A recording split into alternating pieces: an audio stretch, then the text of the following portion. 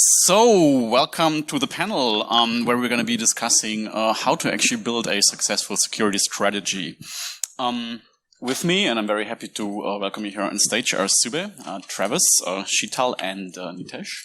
Welcome to this discussion. We want to start this with a small element of role-playing, and I would switch into the role of a CEO.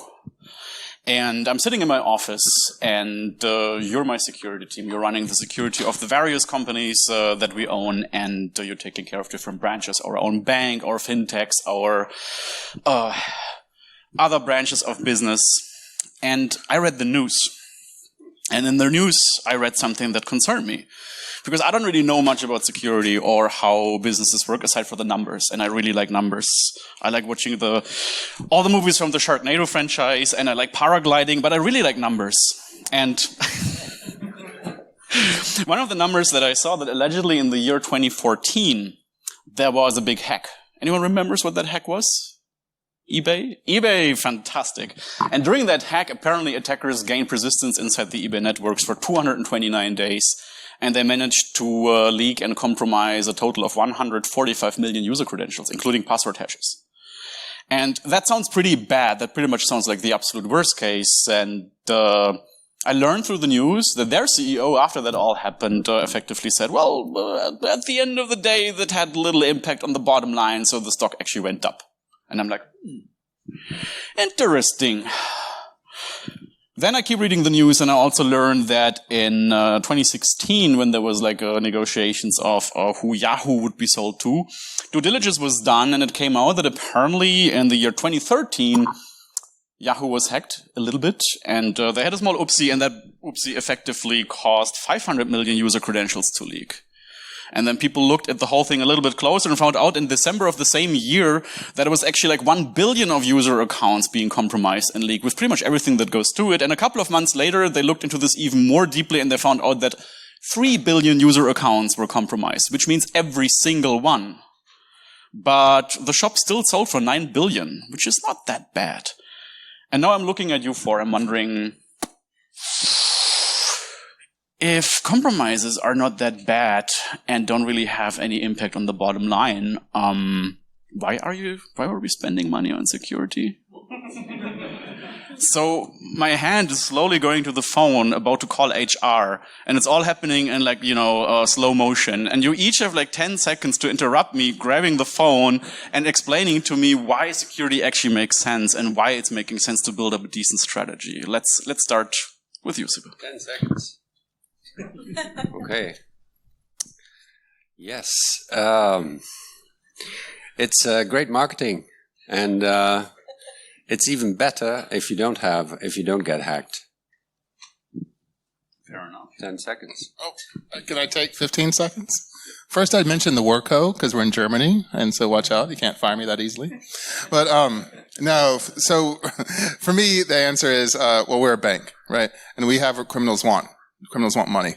And so we need to protect our customers' money. And if we ever want to grow and have someone actually trust us and give us all their money, then we need to develop trust. And so when you get hacked, you basically destroy the growth potential of a bank.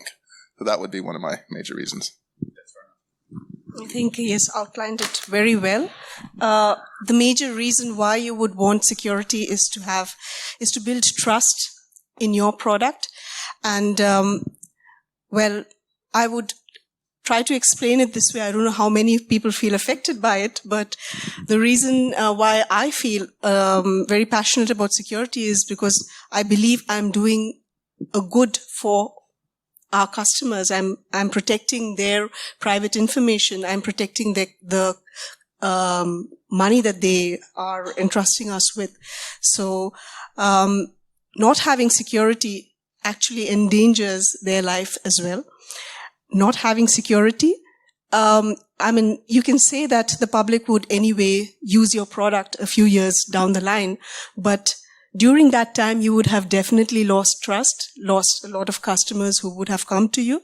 You would have faced a class action lawsuit for sure. You would have been answerable to authorities. So there is a lot of things you need to consider before you just call the HR to fire us. Yeah, just to add more to it, and I agree with all the points here. If you look at the numbers for Yahoo, they were projected as a $35 billion company, but they got acquired for $9 billion. So if you really would like to have such an evaluation for a company without a security team, then go ahead, please. Yeah. Well, you did your homework. Yeah. And indeed, that is true. Like, the value shrunk significantly over time. If that was because of the compromise, we can't really know. However, that is indeed something that me, as someone who is really interested in numbers, would consider as something that is convincing. Thank you very much. So you're saying that security makes sense in the end. What kind of components do you see in a successful security strategy? What kind of milestones, what kind of pillars are there that you would like to implement when actually doing this? Let's, for example, start with you. Well, traditionally in security, you have 4 objectives. We want to ensure confidentiality of data. We want to ensure integrity of data. We want to ensure that it is available when the person or the user wants to use it. And we want to make sure that the data that we have is authentic. And then we go around building measures around which we can protect the data around these 4 objectives. Yeah. Maybe someone else wants to share their insights. Well, I mean, first you got to know what you have, period. So, you need to know your asset databases. First, I mean, if you don't know, you don't know you have it, you don't know how to protect it, you don't know how to make functional requirements. So you got to know what information assets you have, what supporting assets or IT equipment, whatever it is, processes those, and that will lead you to understand how much you need to protect that asset. If it's public data on a public website, if it is my entire customer payroll, then that's something else. So I would see having mature processes as the foundation of information security. And one of the processes that needs a very high level of maturity and also a very high level of integration in your whole organization is identity and access management. And the reason why most companies won't get to the desired level of identity and access management is that it is extremely hard. So you need to make sure that you have, on a high abstract level, a very good strategy for how to manage this. But that's not enough. You need to be able to translate those high-level goals into very concrete specifications for every kind of system. And ideally, you have a centralized identity access management, but in most organizations, you have a variety of different systems. So this is a hugely complex undertaking, and it takes a long, long time to get it correct. And since you are the CEO, I know that this is often very much underestimated, how much effort it is and how tightly different teams and departments need to cooperate. Just adding on top of all the responses. So there are 2 aspects I look into building a strategy is what exactly business needs. Okay, so first we need to understand in which environment we are working, what type of data we are processing, and so on. So that's one of the critical factors when we are building a strategy. Second is the regulatory requirements. So in which regulatory environment you are working in. So for example, in Germany, BaFin, BAIT, all those requirements in the US, there are different regulatory requirements in the UK and so on. So you need to build a strategy around those requirements to make sure that you are complying. Then only you can grow business relatively fast in those areas. Yeah. So the key takeaway that I get right now in my role is that there is some substantial pillars that we need to kind of use or that we can orient ourselves with, but that the complexity level is insane. One of the things that comes to mind when thinking about complexity is, of course, the legal situation, especially the legal situation when you have an international business. How do you handle that? How do you handle all those requirements? How do you handle all those hurdles? Do they make sense? What are the key challenges here? Just looking at the legal aspects. Well, first you need a competent legal team, because I know for a fact that you need qualified lawyers in all of these areas, because they're the ones that are going to help you interpret the regulation. This is generally also in hand with your Department of Compliance, and this is kind of what they do, is they look around at the different regulations and how they would apply. Now, once they give you a piece of paper with a bunch of to-dos, then it's kind of our job to translate that into actionable items. And so this is the first thing you would do. And sometimes that can be very difficult. And what you really need to do a lot of times is look at the spirit of the regulation.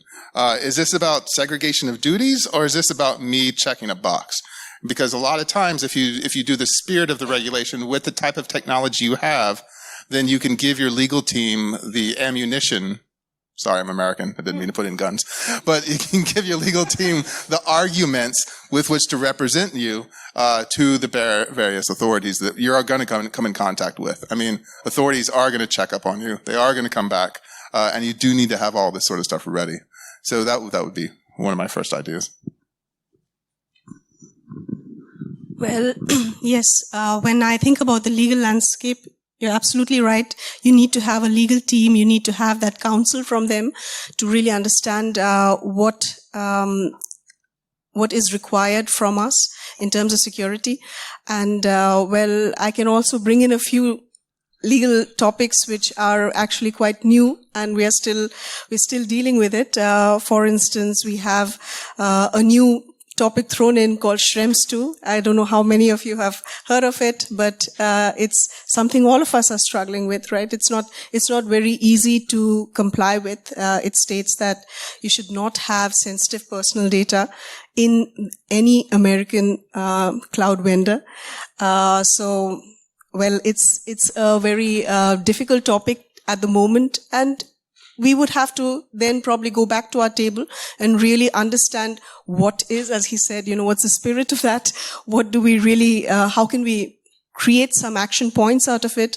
And how can we protect ourselves from non-compliance to that regulation? Yeah.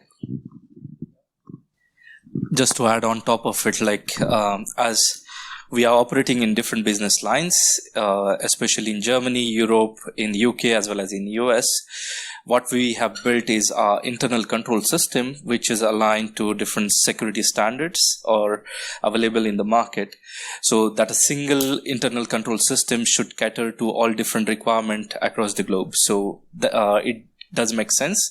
Most of them talk the same thing, like same controls, but in the different aspects, right? So if you look into the SOC compliance, it's a different, the SOX compliance in the US, the GDPR here, and the BaFin requirements and so on.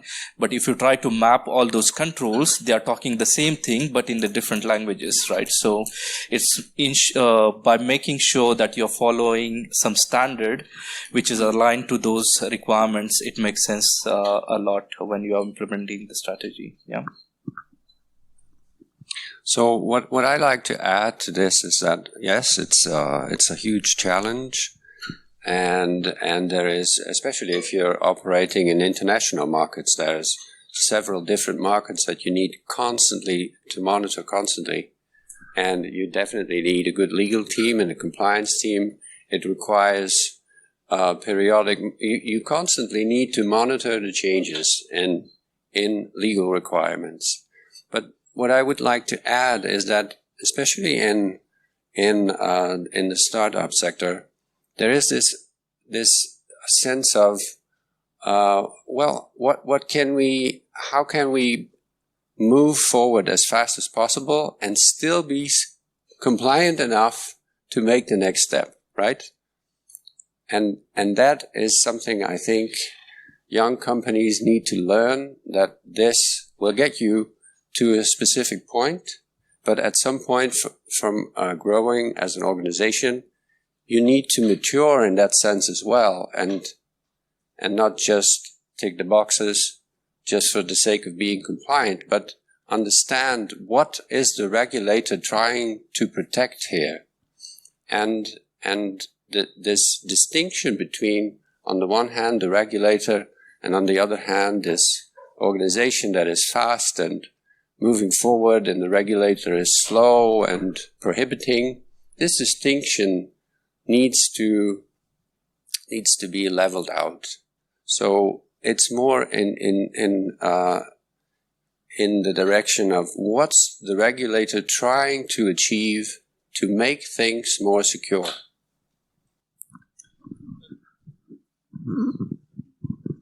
That was a really good point. To add something onto that, because maybe a lot of people here are looking at starting your own businesses, and it's a little bit about your, how much risk you're willing to take, but it really is kind of really smart, especially if you're going to enter a regulated industry, to think at the very beginning, what tools do I have in place and how much coverage do I get? Because like he said, you're going to have to make a pivot from startup to highly regulated environment at some point as you get successful. And so the better tools you pick at the beginning gets you longer in that journey before you have to make that pivot.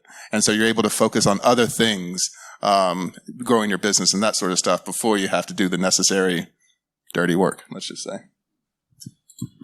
Thanks. In my role as the Curious CEO, that all makes perfect sense. However, I also have a question that maybe we can get answered, but maybe also not. So when I think about online and legal, the first thing that comes to mind is, for example, the EU regulations with regards to cookie banners, which is something that didn't really help. It caused frustration and kerfuffle and other issues. And basically people were hesitant to visit websites because they would know, okay, there's another cookie banner. How can we get rid of this? And so on and so on. And it was like, in my opinion, one of the regulations that didn't really add a lot whilst being well-intentioned, but what came out was not really helping in the first place or once implemented. Have you any other legal instances or regulations or other examples where you would say, well, this is another example where something was actually throwing us back rather than bringing us forward?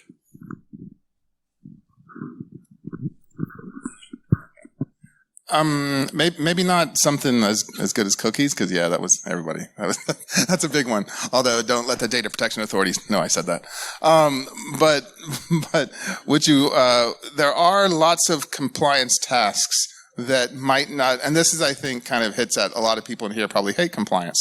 And the reason is because a lot of times compliance people aren't maybe as technical as they can be sometimes. And a lot of people here are probably very technical. And so a compliance person comes to you and talks about session lockout, or something like this, some kind of compliance thing that, okay, great, I'll go change it in a second, but Google does device ID, Google does this, Google does that. So I don't think it adds a whole lot of security, but someone read it in a book. And so for me, that's kind of similar. And that can be very frustrating, while the engineer knows that there's a Jenkins here that I can do arbitrary code, injection after staging, after testing, and bam, I own the system. And that gets covered up, and all the engineers are like, wait, but why aren't you doing this? You got me working on session lockout. And so I think there's a lot of that kind of needs to be translated.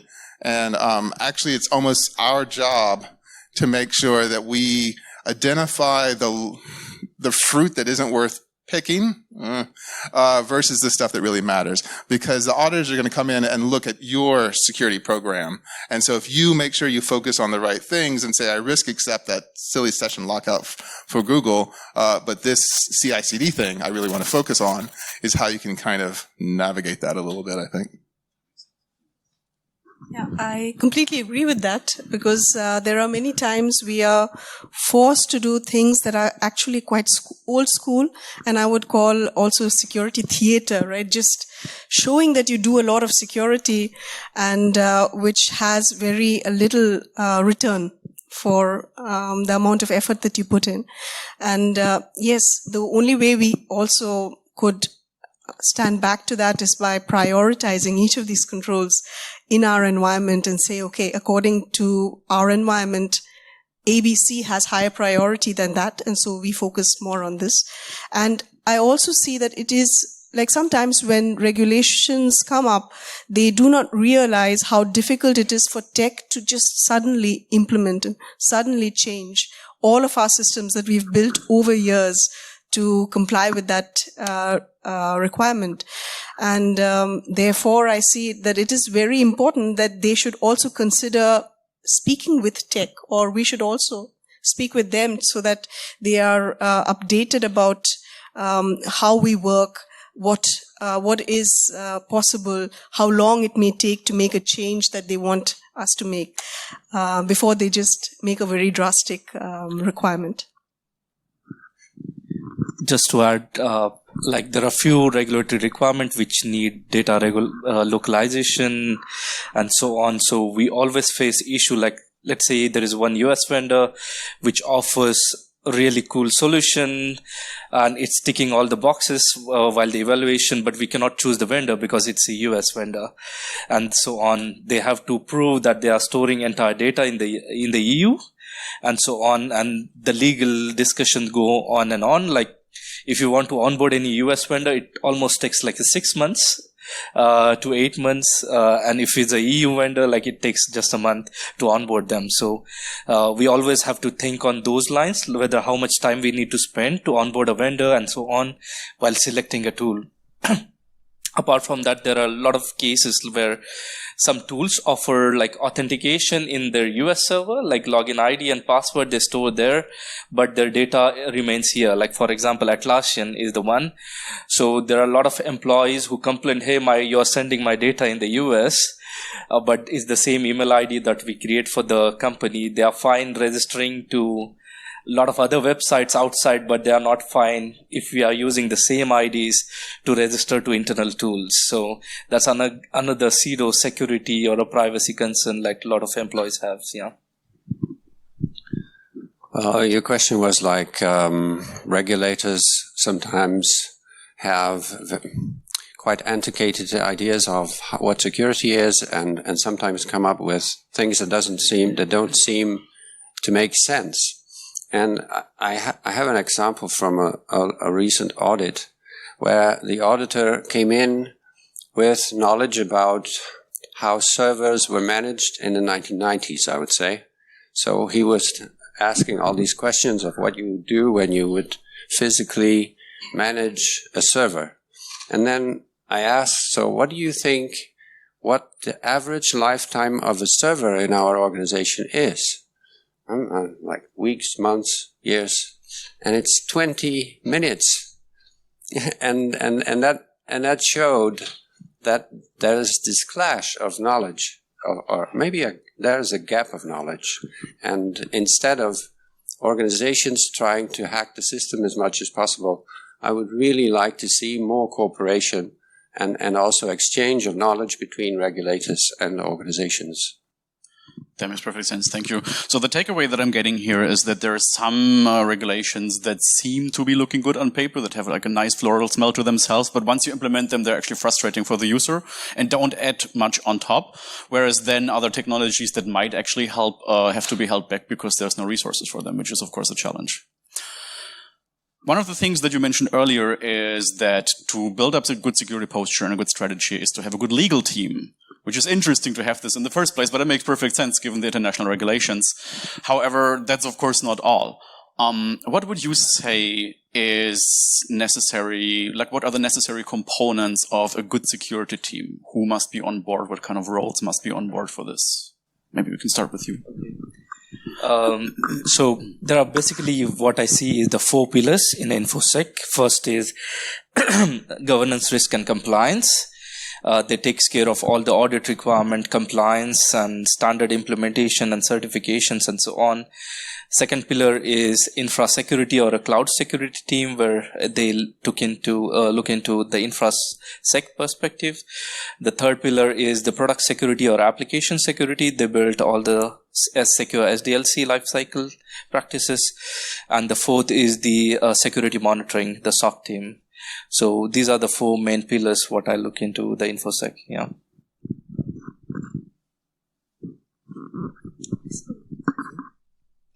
For me, yes. So that's the teams. But for me, I will say it's retention. Like, I know people like to move jobs every 2 years, but every time you lose somebody, so much domain knowledge just goes throwing out the door. And people forget, unless it's really well documented, which is extremely hard to do, why a decision was made, why we took it this way, what were the constraints at the time, and why we did something. If you get fresh people in every year, they basically almost end up trying to solve the same problem over and over and over again, as opposed to saying, we solved it this way, we're going to take these constraints, let's work on something else. And so, yeah, retention. You need domain knowledge. So keep your people happy, basically. Fully agree. So happy people is, I think, the foundation for everything else. It's the foundation for people being curious.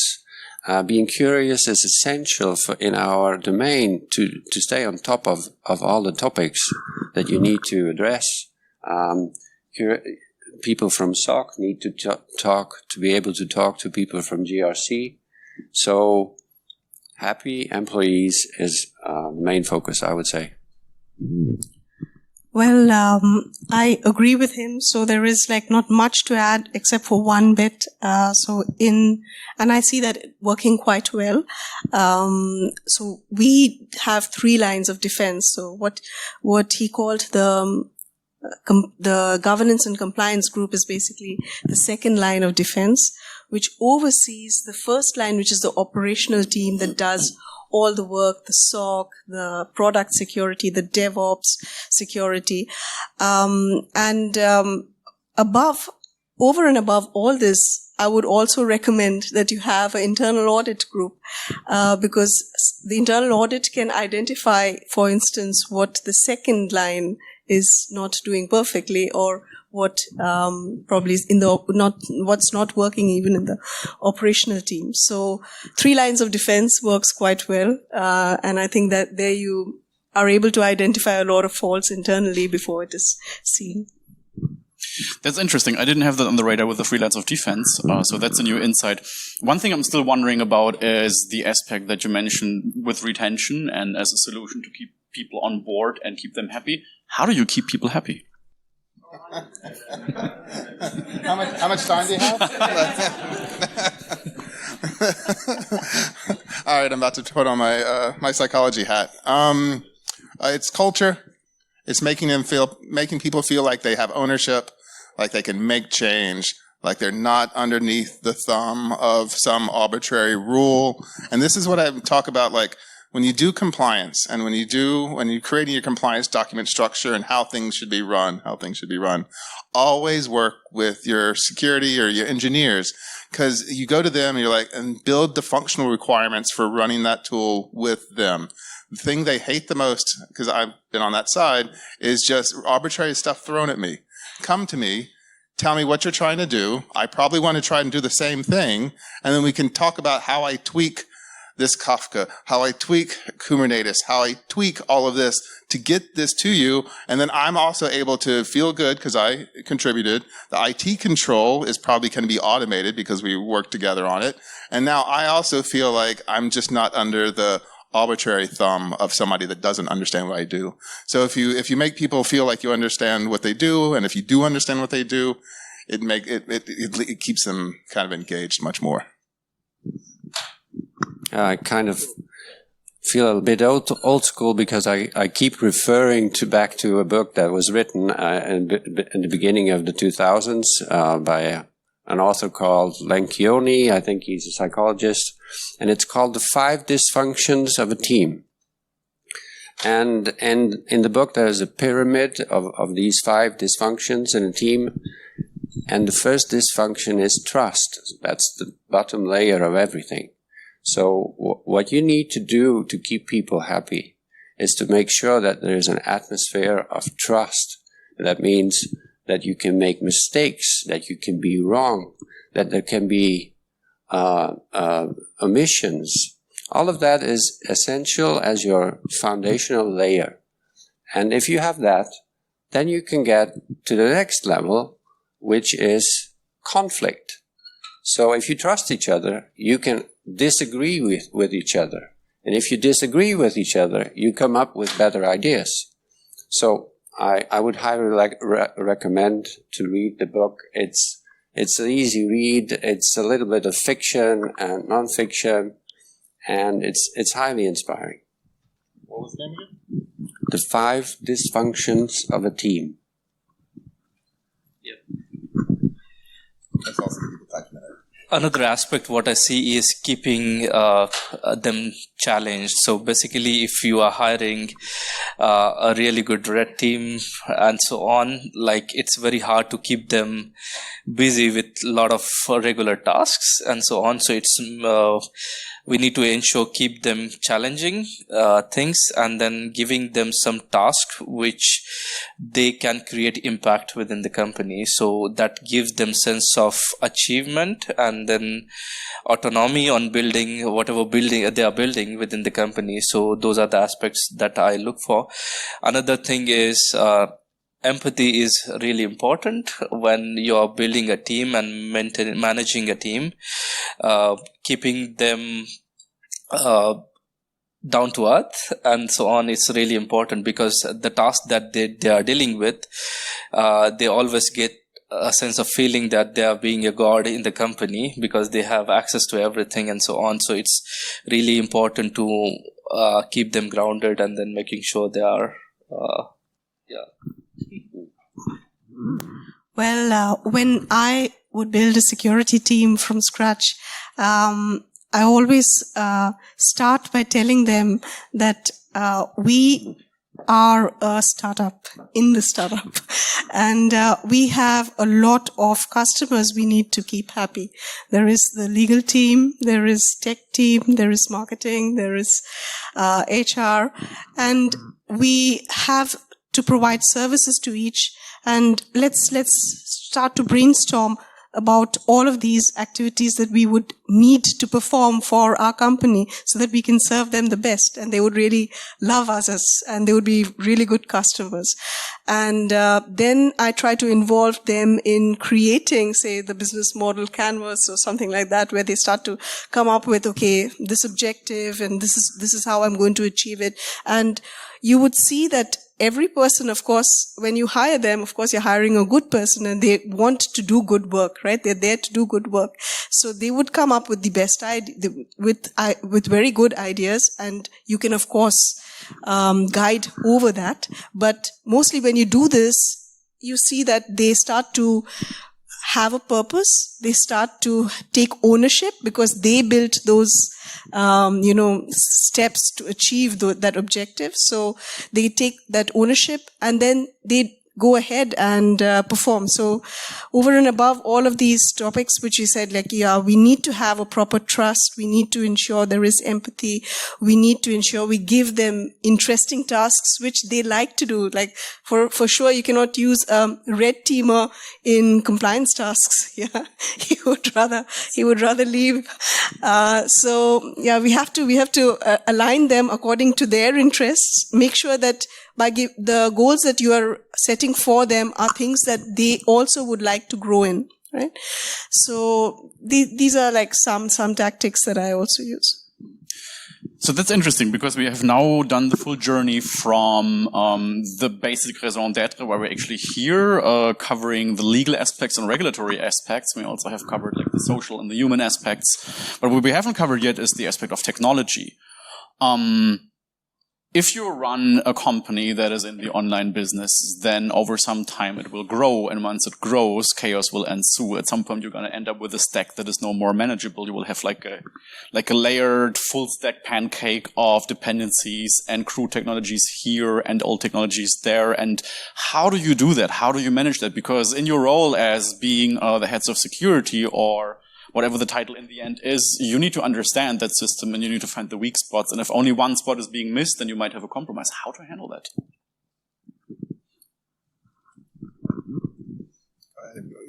I mean, I could answer, but I don't want to answer too much. How I would look at is to really understand the risk in that environment. So, for instance, it's you're talking about an e-commerce company, right? I would really try to understand what kind of products they're having in that company, and do a threat modeling, for instance.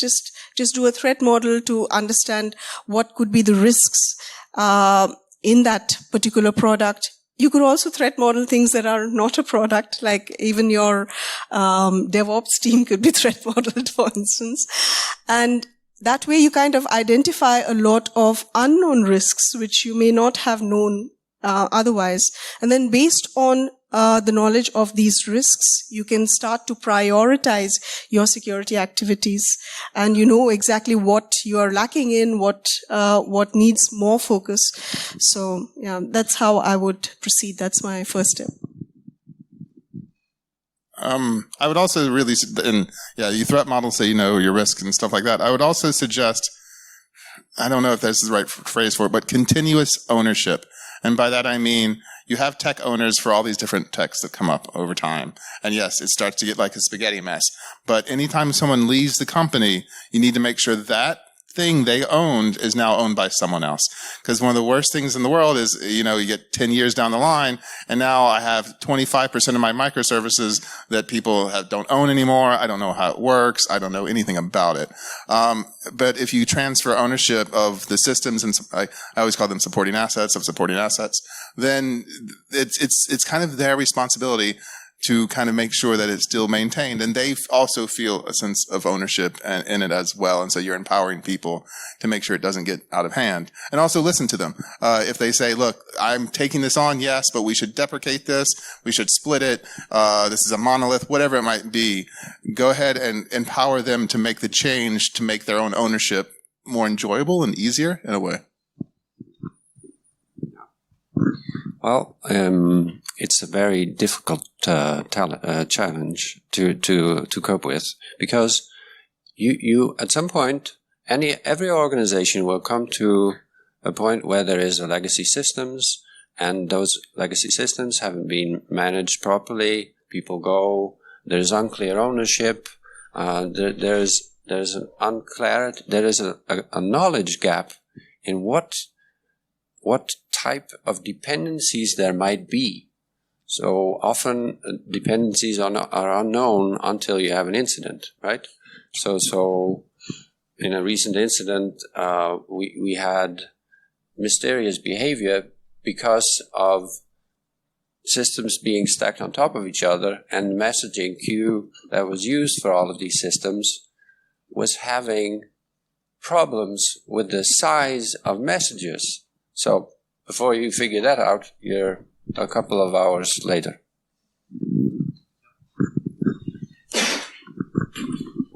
So, as I said, like everyone has the legacy and the new systems coming up. So first of all, you need to make sure that you are maintaining the risk of the legacy system, what you have. But you also need to make sure that all the new services that you're building are not creating another legacy. So that's one important thing. So you need to build your CI/CD stuff, reviews and everything more standardized, so the developers are not building the new legacy in the future. So that's one of the aspects that I looked into. Apart from that, maintaining the legacy system is really important. It's part of the life. The only thing that you need to ensure is build security layers around it to make sure it's not compromised. So yeah. So I take from that there might be situations indeed where you run into a infrastructure that is no longer fully manageable, but then what you do is prioritize, try to pick your battles, find out where the biggest fires are burning, squash them out first, crystallize the whole thing into a threat model, and then basically do it piece by piece over the course of 5 to 10 years. Got it. And the final question. Thanks, Mario. That's an easy one. Yeah, easy. Let's go. My final question for today, because I think we're slowly running out of time, is have you ever, and if you can't answer the question personally, or have you ever known anyone who was in your or a similar position and ran into a situation where they were confronted with an infrastructure that just like can't be saved anymore, that just like can't be maintained anymore? It looks like the insane clown posse wrote a PHP application, everything is messy. Have you ever kind of run into that kind of situation? And if so, what to do then? scary story. But I don't know what to do about it. That's my problem. I mean, I've hit that. I've hit that before. Not any place I've worked recently, but yeah, it's really messy because when something gets to that state, I don't know if I'm gonna have an answer for you. When something gets to that state, it's generally because the CTO's checked out. People have checked out a long time ago. And so now you're like, okay, great. Now no one really cares except that now I'm in charge of securing all this. I have to say, and this is why I don't have an answer, I didn't stay at that position long. That's what it had to be. Well, I cannot mention anything that's happened in my career, but I can state how probably I would deal with it. Of course, what you were left with sounds very scary. Yeah, and I don't know how I would have also reacted to that. But I would then, if that's a product if that's a piece which we can live without for a while, I would request that it shuts down immediately. Yes. And then we think about how we can migrate it to a safer environment with proper security controls in place. So we plan that migration with highest priority, and we start to do that. So, well, of course, you need to understand how important that is. If that's like the main business model and everything's running on that, you'll have a tough time shutting it down. And it sounds so easy, right? It's of course not that easy. So we would, in situations where you're not able to say shut it down permanently and then just migrate, you would have to prioritize what is most important, what services I can migrate first, and start to do a proper migration. That's what I would. You're such a team player. I know. So there will be always such scenarios when you are working with a company with a lot of mergers, acquisitions, and so on, and we get a lot of such gifts for free. So, so one thing is you need to bring those services to acceptable level risks. So that's the first important thing. Another aspect is highlighting those risks to the management very clearly and ensure they are accepting the risk if we are running those resources within the company, because we do not own the piece, so we should not be blamed. The only thing that we can do is highlighting those risks, making them sure they prioritize getting rid of it or shutting down and so on. So that's another aspect.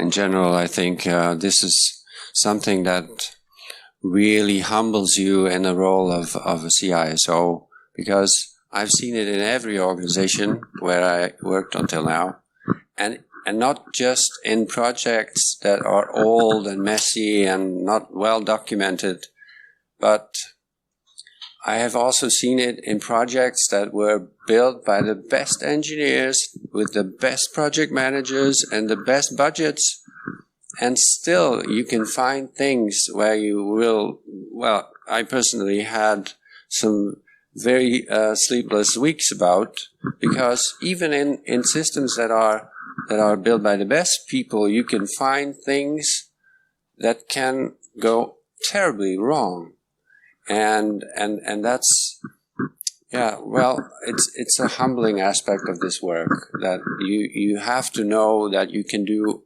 everything within your powers, and still it may be a huge challenge to build secure systems. That's a warning about becoming a CISO, huh? Yeah, don't do it. The first thing is to ensure the management board understands that risk, so that in the end, it does not. I said the first thing is to ensure that the management board understands the risk of running that system, how bad that is, and then take the next step, get the sign off. So the key takeaway here would be that you might have to grow a thick skin, you might have to make drastic decisions and just like shut certain aspects of the estate down. And if it just really doesn't work out, then you have to leave the sinking ship. Is that correct? Yeah. Got it. Yeah. And yeah, I'm the bad one here. I'm sorry. But also, not just that, but this is also things to think about before you take on a role. Like during the interview process, also, can I make change here? Do I have people engaged here? Can I do something to make things better? Or am I just here to check a box and to take the blame? And it's kind of super important at that point. Fantastic. I have decided to not call HR. You passed. Thank you for being an amazing panel. Thank you very much. Any questions?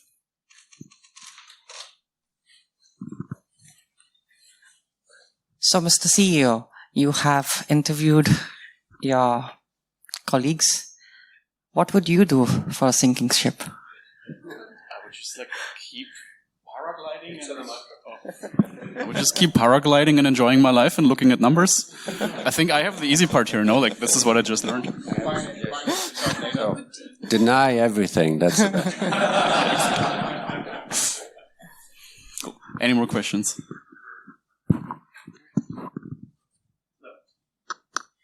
No more questions. You're all fired. Thank you. Thank you very much.